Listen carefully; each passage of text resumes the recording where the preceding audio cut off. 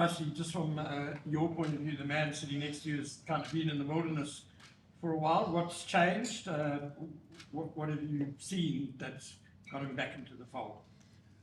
Well, firstly, I thought he played really well this season. Not obviously. My first year of coaching was 2018-19. I think I've already got 8 caps now, I think. And I think most of that were at that stage. But then obviously, now I can say the word obviously.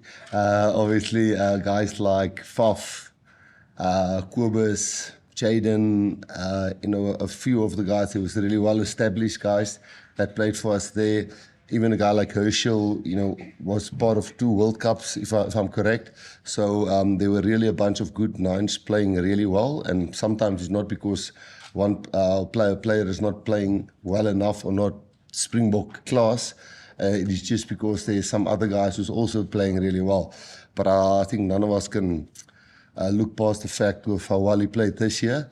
And then obviously there's a lot of some injuries, and there's some guys who lost form, and he gathered form, if I can call it that way. So yeah, I'm very happy for him personally, and obviously for us as the Springboks, it's nice to have him on board, and he gets his opportunity at home with Andre, where he's played a lot of rugby with.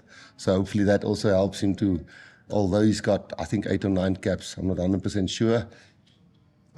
It's with somebody that is used to at the field, which you are familiar with.